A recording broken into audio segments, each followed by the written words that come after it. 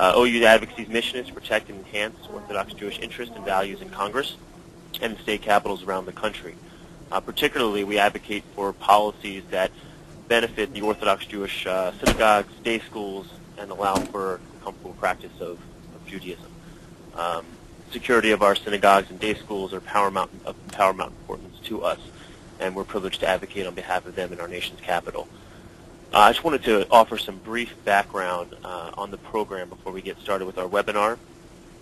Earlier this year, OU Advocacy Center was honored to join the Jewish Federations of North America and Congressional Allies to secure $13 million in allocation for the Department of Homeland Security's Nonprofit Security Grants Program, which, as you may know, is a $3 million increase from last year. So along with our partners from the Federation and David Pollock among them, we thank for being here today, we're working to increase this funding additionally for next year's allocation as well. That being said, I'm going to turn this over to Yehuda Friedman, who will introduce our expert David Pollock from the JCRC of New York. It's a pleasure to be here, and we look forward to working with everyone. Thank you. Thank you, Jesse. Good afternoon. My name is Yehuda Friedman, and I'm the Associate Director of Synagogue Services at the Orthodox Union. Thank you for joining us today for today's webinar to discuss the Nonprofit Security Grant. As the national umbrella of over 450 synagogues, the mission of the Orthodox Union is to serve as a resource and strengthen Jewish communities. We are joined today by David Pollock, the Associate Executive Director and Director of Government Relations and Security at the JCRC of New York. David is regarded as a national expert in the field of security and was instrumental in the lobbying efforts to secure funding for nonprofit security grant. He has reviewed hundreds of security grant applications, and we are grateful to David for taking time out of his busy schedule to join us and present today's webinar. David will present, and then we'll have the Q&A session after his presentation. So without David. Thank you very much, Yehuda, and I'm glad that the OU is a member of the JCRC, and they're a wonderful, wonderful partner. Someone just said that Yehuda was too close. Am I okay? How's that? Okay. What I'm going to do today is to talk exclusively about the investment justification. It sounds like a weird federal techno-ease, but what it is it's the application form that you're going to have, that your organization will have to complete in order to do, in order to qualify for and win a nonprofit security grant. And what we'll go into a few more details later, but every state has a few different angles to this application. They have a few different requirements and a different due date. And we'll go to that in a second. So first of all, just a little bit of disclaimer. We're trying to do our best, but we're not responsible if you get it wrong. Don't come to the JCRC or the OU and say, but I did what you said, and expect that we'll give you $75,000. We're giving you the best advice that we know how. Okay. These grants are grants up to $75,000 per organization. It doesn't mean that you just ask for $75,000 and you say, I'll figure out what to do with it later. They will ask very specific questions. So who's eligible? Number one, you have to be a 501c3 nonprofit organization. Any synagogue, any yeshiva is a 501c3 organization. You have to be located within a designated region. We'll go into that in a second. And these are grants for nonprofits that are at high risk of a terrorist attack. Well, that's the, good news or bad news. The bad news is that Jewish organizations are at high risk of a terrorist attack. The good news is it helps you apply for the grant. Now, eligible urban areas. This year, the the U.S. Department of Homeland Security increased the number of areas that are eligible for the grant by 50%. So this is the best it's been in a long, long time. Now, each one of the states and each one of the areas might have a different definition. I'm very, very aware of what happens in New York. In New York, if you notice, it says the New York City area. In New York, that means the 5 counties of New York City plus the adjoining suburbs on Long Island and Westchester. It does not include Rockland County or Orange County. Don't ask me why right now. That's a longer discussion, but it means that anyone in those 5 counties may apply. If your organization is in Rochester or Buffalo, you can't.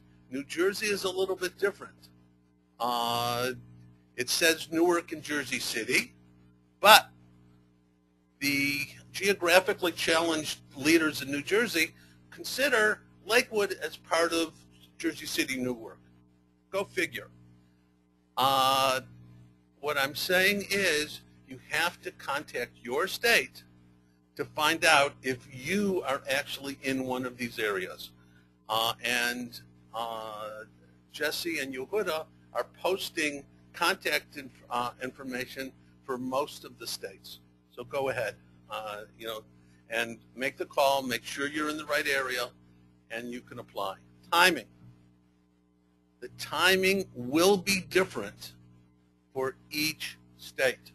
You have to contact your state and find out when their deadline is. The deadline is, will vary between the 3rd week in April and May 9th, depending on which state you're in. You are bound by your state rules. And I don't know, by the way, New York hasn't had their date approved yet, so I can't even talk about that. But you have to find out from the state when the due date is and go from there. And don't be confused. If you start downloading some of the federal materials, they'll say application date due and give a date for the SAA. Well, SAA is another bureaucratese for State Administrative Agency. Well, what's that? Well, that's going to be the Homeland Security Agency that you're applying with. That's the date that they have to turn in your paperwork. And they're going to have to, they have to do something before they turn it in. So their application date is later than yours, and they can give themselves 2, 3, 4 weeks to do it. So you have to get your due dates from your state. They'll announce the awardees somewhere before September 30th. They're aiming for the end of July, but even though you have strict due dates, they don't. So, don't count on anything until the OU sends out something that says the awards have been made. Now, what can you buy with this grant? This grant is not for staff, not for security guards. It's for 2 things: specific kinds of hardware and specific kinds of training. Number 1, physical security enhancements. Alarm systems, CCTVs, bullet-resistant doors or windows, figuring out access control systems. All of those are within the grant, the purview of the grant. And number 2, inspection and screening systems. Magnetometers, X-rays, those kind of fun things. And there is an authorized equipment list, and I heard that Yehuda sent it out to the participants. All of this stuff is on the JCRC website too, our website, which I had at the front end of the presentation, www.jcrcny.org/ security grants. All of those, we have links to all of this stuff up on our security grants website, and we have New York materials, but we have a lot of help on how to do the investment justification. So you can get the AEL, the authorized equipment list, from us or from the OU. And the third category is training, because security just doesn't happen. Having 14 cameras doesn't make you any more secure. Knowing how to use them, knowing how to be security aware, terrorism aware, will help you be more secure. So there's various kinds of training that are available. They can't be used for overhead staff or equipment other than that on the list. And the equipment and training should address a specific threat or a vulnerability as identified on your investment justification. And I'll go into that in a second. Now, how will you be judged? How do they determine that you're at high risk of a terrorist attack? Number one, this is very, very important because it's what sets you off. Can you substantiate any prior threats or attacks? Now, a prior threat or attack doesn't mean that you're like the Riverdale Jewish Center, which had people park cars that they thought contained bombs in front of their synagogue. That is, of course, a substantiated threat. But if you've had anti-Semitic graffiti or swastikas drawn on your building, if you've had bomb threats and you reported them to the police, if you reported them to your insurance company, those are substantiated threats. The symbolic value of your site, and we'll go into that in a moment, the role of the applicant nonprofit organization in responding to or recovering from terrorist attacks, or, and most importantly, findings from previously conducted threat and or vulnerability assessments. Now, you might be very, very vulnerable, but your final score, it depends. You know, you can know the material for the exam, but did you tell the teacher that you know the material? Did you prove it to them? And it depends, your final score depends on how well you fill out the investment justification. Now, the investment justification is on an Excel spreadsheet. And you can only put so many words in any section. If you go over the number of words,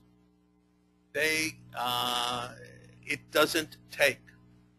So it will tell you that you have 1,800 words to do this or 2,200 words to do that. But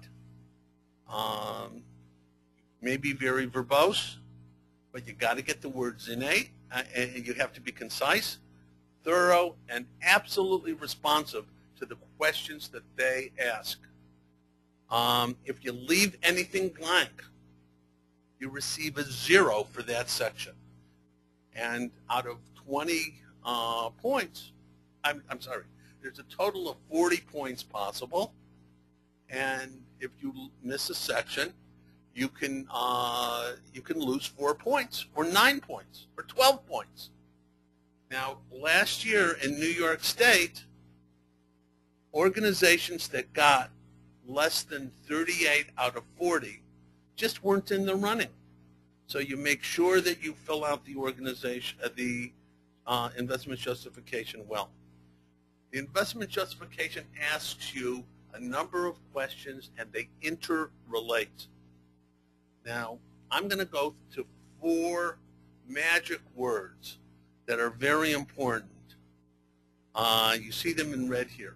Deterrence, detection, denial, and damage mitigation.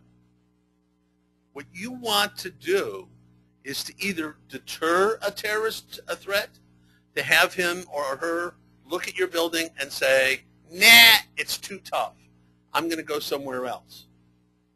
or detect? Can you, if you have cameras and you have trained people using the cameras, you pick up unusual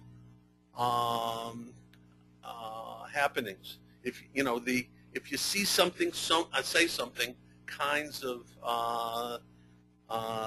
occurrences. Denial. If a terrorist wants to get into your door, is the door locked? Can the door withstand a determined intruder attack trying to get in your door? Even if you look at the horrible situation at Sandy Hook, the door of the school was locked. That was good news. That meant that the shooter couldn't get in without figuring out another way in. That took him a minute. That gave people more time to get safe, and it probably saved dozens of lives. So how do you do denial? Or if you can't deny, how do you do damage mitigation? Now, if you can show how, through your investment justification, that everything that you want to spend the $75,000 on fits into deter, detect, deny, and damage mitigation, then you have a good chance of making your case and getting a grant. Now,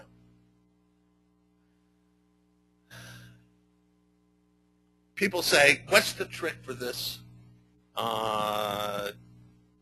grant? And I always say, rule number one, learn how to read and follow directions. If you don't follow directions, well, you'll lose points, or your application will be just returned and not considered. So rule number one, learn how to read and follow directions. Rule number two, see rule number one. And let me go through this very explicitly. Now, if you look at Section 1 of the investment justification, it asks for applicant information. The only trick here is organization type. What they will require that you do this year is submit your mission statement.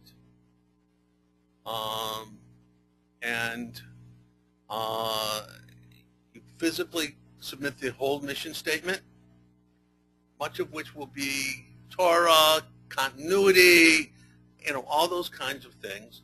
But they want to see in your mission statement that if your organization's ideology, beliefs, or mission contribute to the high risk of potential terrorist threats. And the state judges use your mission statement to really prioritize your application. So the organization type, you have 400 characters to quickly hone in on that, and then they want to be able to see that you're not just making up a mission statement. They want to see your mission statement completely. I'll go into that in a second. They ask for a 501c3 number.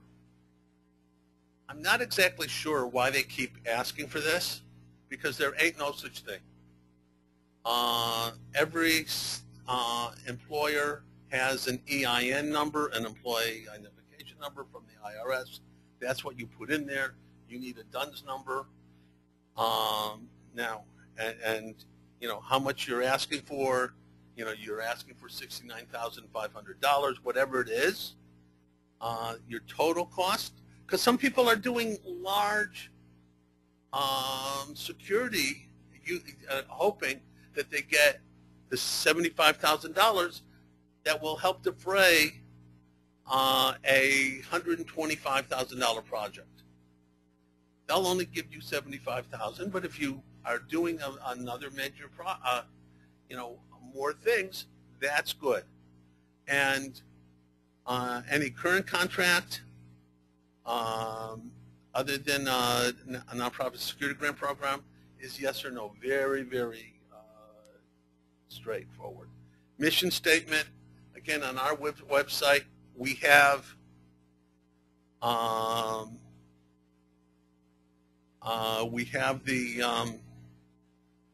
a link. And yes, we will post a PDF of this slideshow up on the both on the JCRC website and the OU website. Background information, that's section 2. You have to talk about membership and community service. Services offered. You know, most of you have daily services, Shabbos and holiday services, and you get different kinds of attendances. Numbers become important. So let's say that you have 400 people on a Shabbos, and you have 100 people a day in and out for other programs. Explain that. Explain if you have preschool. Explain if you have adult education. Explain if you are doing Meals on Wheels. Anything that you're doing becomes more important. That's number 1. Number 2, I spoke already about symbolic value of the site. And I'll get to that, I'll do that in a second. And a role in responding and recovering from terrorist attacks. Now, the symbolic value of your site. Not every site has symbolic value. You know, it just isn't so. I have a little, I played with a photograph of one synagogue in Manhattan. A, it's on 5th Avenue. B, it's a landmark. C, it's virtually a square block. D,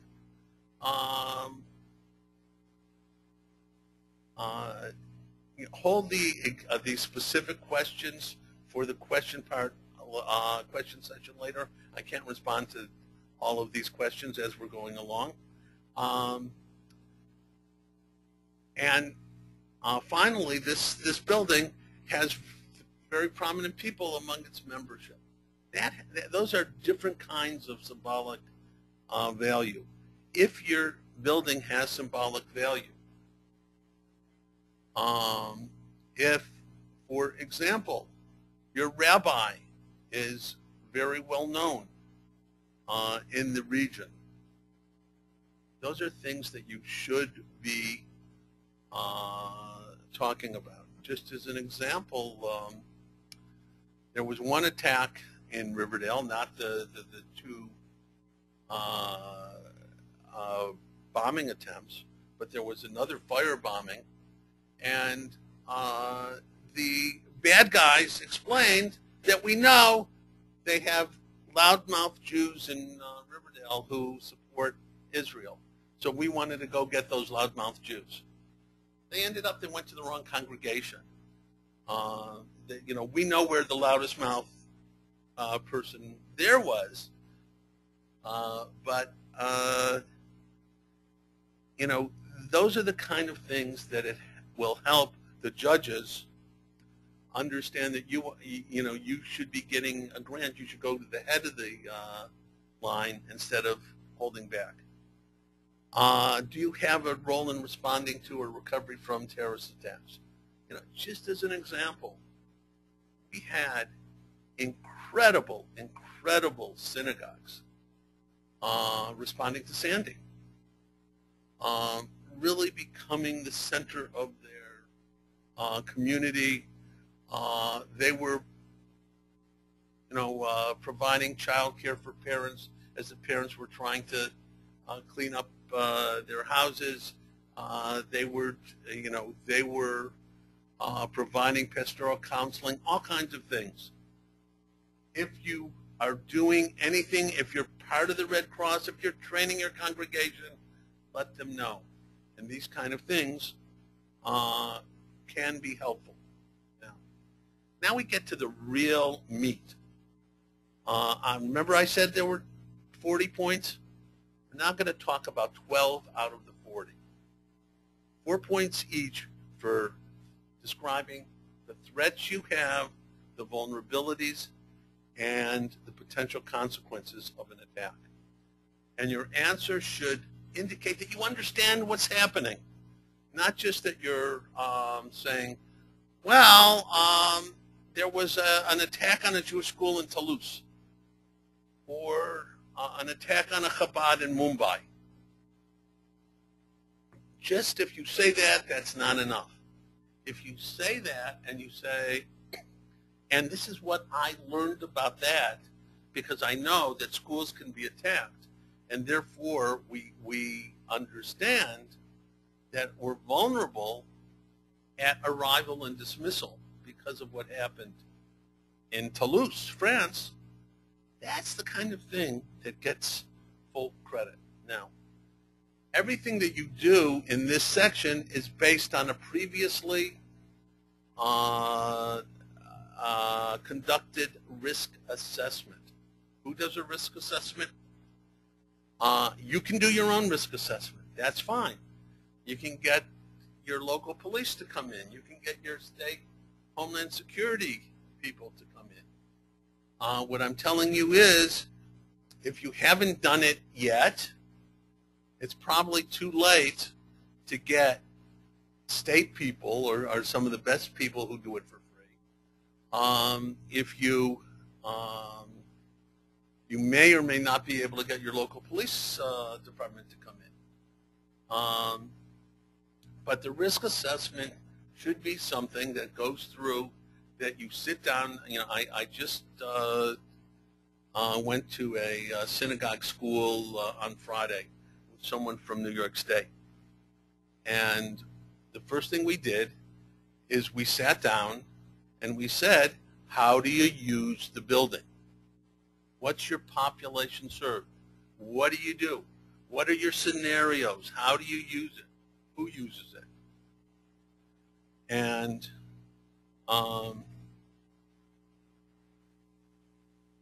let me just get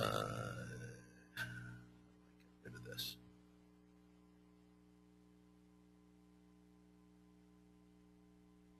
Can I just X that? Yes. Okay, there we go. Thank you, sorry.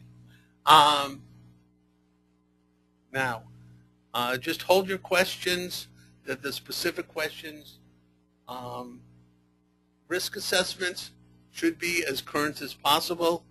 They should reflect if there are any changes. They should identify the threats and vulnerabilities and recommend specific equipment to deter, detect, deny, and do damage mitigation.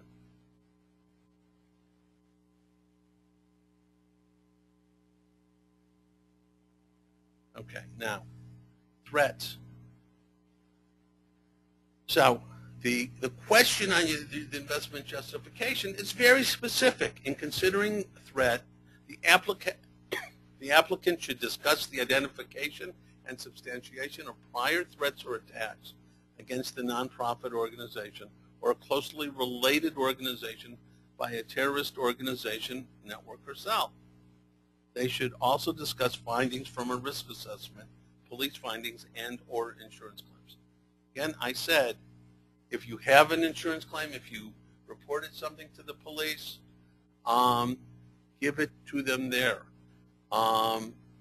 There's,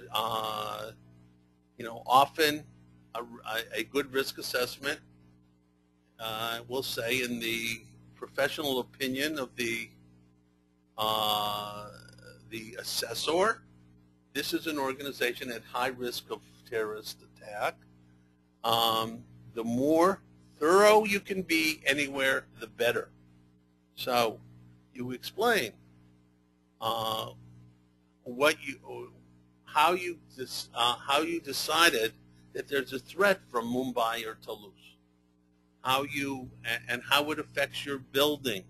You make references to the generalized threats and relate them. Talk about your ideology, beliefs, or missions. That there are ongoing threats to the Jewish community and to people who support Israel. So, just as an example, we had, I've spoken to numbers of synagogues over the years, and they say, we had an AIPAC meeting at in our building, and people did a phone threat. That's what they want to know about. You document the previous incidents. You give them dates, times. The more, the judges are trying to have to decide whether something is verifiable. And then be sure to thoroughly address findings from a previously conducted risk assessment, police report, and or insurance claims. Vulnerability. Now this is where you're going, because there are three basic kinds of gaps that lead to vulnerabilities. First of all, physical. How easy is it for someone to approach your building, get into your building, and do damage? And your risk assessment should concentrate on that. Should look at all the windows, look at all the doors, look at your exit, and then look at procedures. What's your access control procedure? If someone buzzes, do you have 6 doors open in your building and anyone can park their car anywhere and walk in? I see that all too often when I go out and I look at buildings. So, do you have, what we recommend is, as a procedure, you should only have as many doors open as you can cover. As you know, you can make sure that only authorized people enter your building. And, therefore, there are procedures. I can recommend that. And then you have to have an access control policy that goes with that. And then finally, training. In case of an active shooter situation, people should know how to evacuate. Well, if you have a preschool, have the teachers been trained in evacuating 4-year-olds? How do you do that? Do you have a plan? That's a vulnerability. And you should prioritize by identifying high probability, high consequence events. So, you know what? You can't fix everything for $75,000. And, sometimes, again, on the walkthrough that we did on Friday, there was someone from the building committee with us, an architect, and we made a recommendation, and he said, ain't going to happen. Might have been good for security, but it wasn't good vis-a-vis the culture of that building. But, then we look for other solutions. But you want to prioritize by identifying high probability, high consequence threats, and focus on terrorism vulnerabilities more than anti-crime. The fact that you have 40 cameras around your building so that if anyone steals anything, you can pick it up is an anti-crime issue. It doesn't necessarily do anything for terrorism. Consequences. Could you function and provide services to your constituencies without your building? How would it affect your constituencies? By the way, it's without your building, without the people in the building. Because, God forbid, the rabbi, the principal, whatever, is injured in an attack, what happens? Think about both direct and secondary impact. You have a preschool? Probably the parents rely on the preschool for childcare. And if they don't have a place to bring their child, can they go to work? Your assets. There was a major fire in a school in New Jersey over the weekend. Fortunately, this public school got access to a college, at least for the rest of the school year. I don't know what's going to happen in September because the school building won't be built back. How long would it take to repair the building, what are the consequences? The harder it is to replace things, the graver the consequences. And you have to thoroughly address potential negative effects on your organization's asset system and or the network. In other words, everything that you do, if it's damaged, destroyed, or disrupted by a terrorist attack. Now, we get into equipment. What are you asking for? And you have to, again, the four magic phrases: deter, detect, deny, and damage mitigation. All of the equipment that you ask for should go to these 4 points. They should address documented vulnerabilities in your risk assessment. And you should say, for example, a vulnerability is the door locks are insufficient. That's a vulnerability and can easily be picked or crowbarred, whatever. So your target hardening is rebuild your doors, put on a new lock system, whatever. Those things, there should be one-to-one relationships between the vulnerability and the target hardening. Again, you address the high probability, high consequence vulnerabilities. Don't address minor problems if you leave the barn door wide open. You saw that I had mail screening. Yes, you can put letter bombs, send letter bombs to synagogues. That's true. But it's more important to close the barn door to make sure that you have an access control system and the equipment that supports access control before you go to mail screening. And, it should all be related to terrorist attack. Now, the scoring, what the judges are going to ask, be looking for, is a thorough description of how the proposed target hardening activity will mitigate the identified risks listed on your risk assessment. And, make sure that your choices focus on the prevention of and the protection against the risk of an attack. And I can't tell you, when people send me their IJs and say, and investment justifications, and they say, where did I go wrong? I thought I did a good job.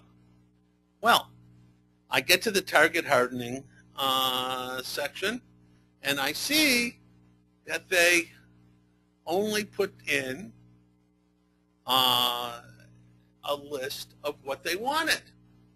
They didn't relate it back to the vulnerability section. So they didn't lose all 8 of the 40 points, but they may have lost 4 or 6 points, and even losing 4 or 6 points puts you out of the running. Training. Now, training, again, is back to physical or cybersecurity, target hardening, terrorism awareness, employee preparedness. So, evacuation training, active shooter training, security terrorism awareness. These are all things that you can find a vendor. By the way, in New York State, they have to approve your vendor first, because there are lots of people who they might not approve of, who say they can do this. But the training also should provide the opportunity to demonstrate and validate skills learned and to identify any gaps. Therefore, you could do, for example, one of the trainings, if you were going to do evacuation, it's always a good idea to get everyone in your school, for example, from the principal to the custodian, to sit around a table and say, how would we evacuate? How would this kind of evacuation differ from a fire drill? And have everyone sitting around the table, talk it through under supervision, and figure out where the gaps are. That's the kind of training you could do to really hone a solid evacuation plan. And those are the kind of things evacuation, then your risk assessment should have said, well, you have a vulnerability. You don't have an evacuation plan. And an evacuation plan will have training on how to do an evacuation. And you relate it right back to your vulnerability. Let's see. Okay, milestones. This is pretty technical. What they want to do is to understand that you understand what it takes to be a government grantee. Many of your organizations have never done a government grant. Well, that's all well and good. But do you know how to do this?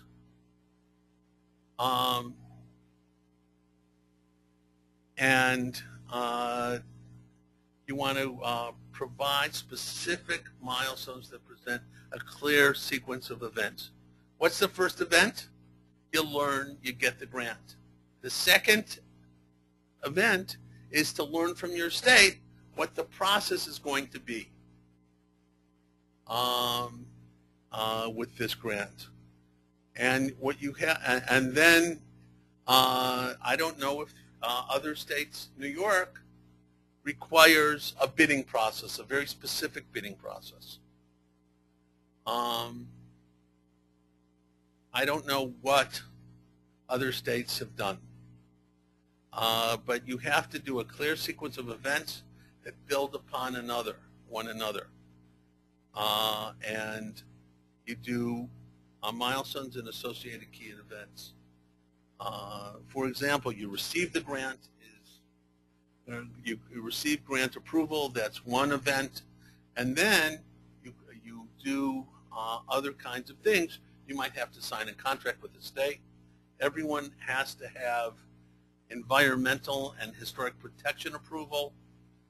In other words, if you have a 75-year-old synagogue building, the state is going to have to go to local preservation landmark authorities to see if there are any restrictions on what you can do. And I have some examples of what happens in New York State. Project management, the same kind of issue. They want to know, can you handle this this kind of thing? Do you have the management and the governance structures? You can't just say, oh, well, we have a building committee and everything will be fine. The building committee, first of all, doesn't have subject matter expertise to choose which cameras are good, whether you should have quarter-inch plate glass or glass mitigation film, those kind of things. Those are part of the problem. Impact, this is something that too many people get wrong, and you have to do core capabilities, MPG core capabilities, which are right here. This will all be posted, but you have to relate what your target hardening efforts are going to do and how each one of them will preventing, avoiding, or stopping a threatened or actual act of terrorism. I have a specific worksheet on this on our webpage that gives you an example. People who have never gotten a grant before get an extra point. And then, if you notice, developing the plan that identifies and addresses your risk, 65% of the grant scoring, and knowing how to implement your plan is 35%. You have to get your details right.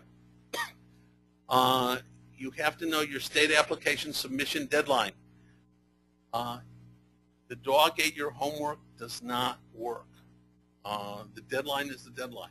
There are no exceptions. If you don't pay attention to the directions, your application may or won't be considered. For example, you have to save this spreadsheet in Excel 97-203 format. Don't ask me why. I can't tell you which states will just bounce it and say, oh, you used Excel 2010. you're out of there. You have to save it right. New Jersey, if you don't name it right, they'll return it to you. You know, I put in an Illinois. They want an IRS Form W-9 submitted. If you don't do that, I don't know if they'll take it or not, but don't leave it to their discretion. Do it right. And finally, grade your own work. I have on our website the link to the scoring sheets. It's right here. It's a complicated link, but there's a simple one on our website. The judges use this sheet. Go over have someone, after you write it, have someone else go over it and grade your paper and see if you thoroughly, did you leave something blank? Is it incomplete because it didn't include everything? You didn't answer all the questions? Too many people do that. It is complete but only moderately provided. The required information are complete and fully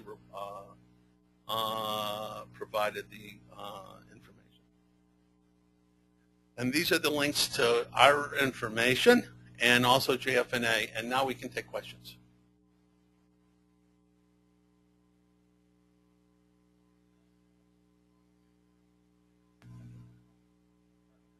About 7-8 minutes for questions, and it will always be and the webinar ends at 1 o'clock. So the first question came in from Boca Raton. If a shul applied for a grant for the last 2 years and the threats of improvements have not changed, what do they recommend when preparing the grant for this year? Should it be resubmitted with the same information? I would say that if this is a competitive grant. So generally what happens is the judges score the grant. Doing the same thing over and over and thinking you're going to get better results is usually a road to do.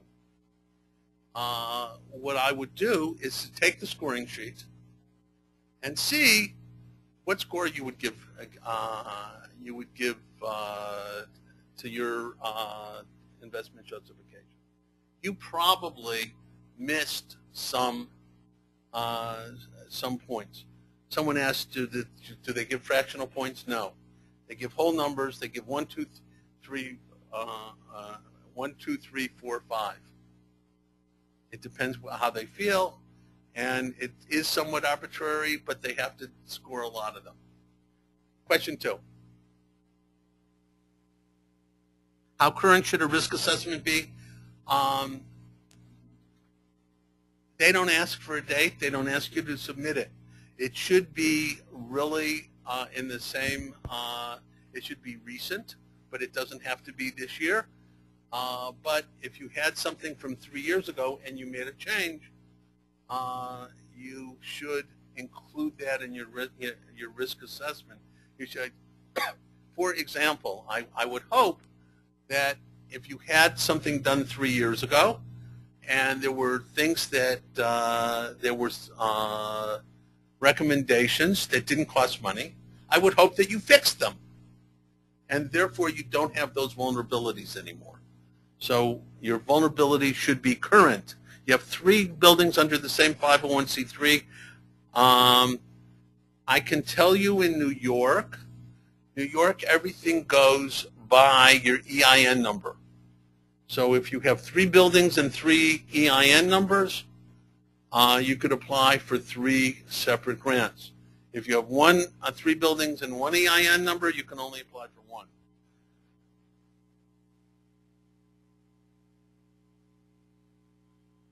I'm not talking about bollards here. And bollards are usually not the most cost-effective ways to go about it.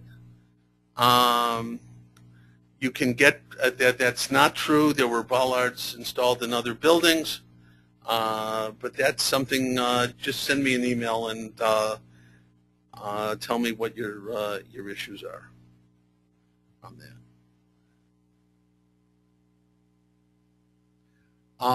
Yehuda, you want to talk about energy grants?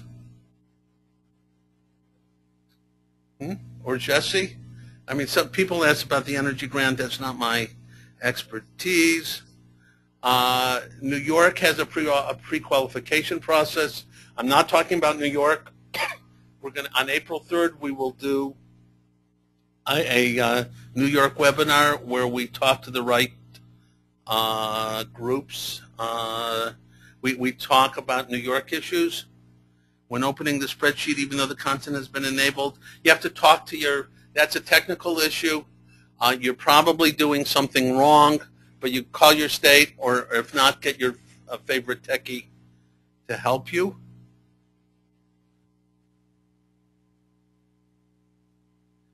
We don't recommend any consultants to help you with this application.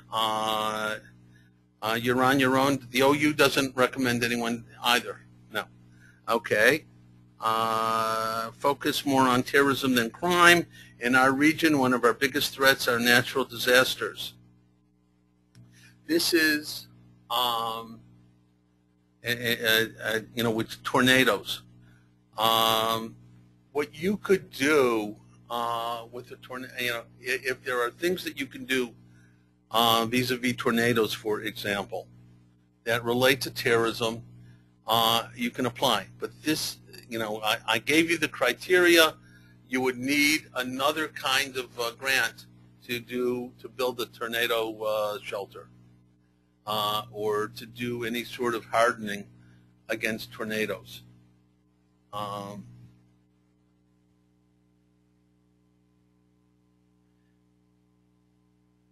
Okay. Say we're in building A and we're in the process of building B a block away. Can we apply for the building under construction? Yes. But you still need a vulnerability assessment. That means that you have to get someone in to look at the plans and include the recommendations there. Remember that if you are applying for the building under construction, you should only you should understand what the calendar's like.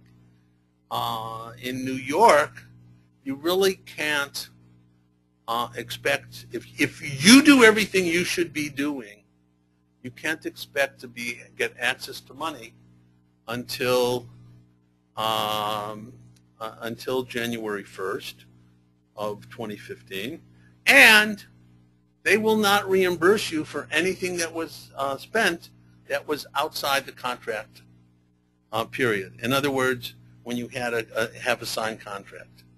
So don't count on it if it's under construction. What I often recommend people do is, if something is under construction, put wires in the wall as you're doing construction. Often you need, Cat5 wires with, 4-pair for your internet. Well, talk to your architect, talk to a specialist to see what kind of wires you can, what kind of things you would need if you wanted to add an access control system that went for every room in your synagogue. And instead of getting Cat5 with 4-pair, put in Cat5 cable with 20-pair. It's not going to cost you a lot of money, and that way you won't have to open up your walls when you can get the cameras and the access control systems and all those kind of things down the road. Also didn't see Hampton Roads on your slide, but it's in the grant appendix. If I missed Virginia, I apologize. That's the definitive word. You should mention not to ask for dollars unless you have to lay it out. Okay. This is, understand, they ask you what are the challenges in doing this grant. This is a reimbursement grant. You lay out the money, you give the receipts. If you did it by the rules, your state will reimburse you. That's a challenge because some people don't have the cash flow. But it's, it's something that can be done. Did I miss any of the major questions?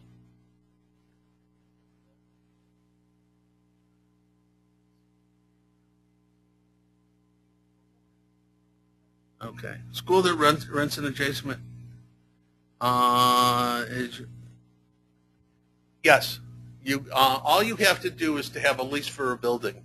You don't have to own the building that you're in. If you have a lease for the dorm adjacent, that's fine. And you can apply for a grant for that building. I should mention that it all has to be completed within 2 years. That's another piece. I only had an hour, so I didn't do everything, all the requirements.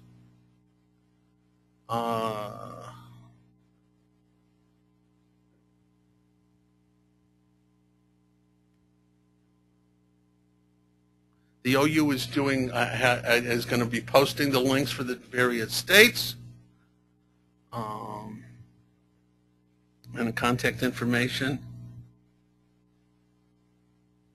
And I think that pretty well. Can you possibly influence the state regarding giving more space for risk and threat? Always needed more space? No, it's a federal requirement. States don't have all the states have to do is to be medactic on you, because the feds tell them exactly what the rules are. Okay, and I'm sure the OU will provide some more assistance, and if not, they come to me with questions, and we'll try to answer them. Thank you very much, and really thank you very much, David, for today's presentation. This concludes today's webinar. When the webinar is uploaded to our website, we will disseminate it to all the necessary parties, and please utilize the information that's on this last slide as well. And this concludes our webinar. And David, thank you very much.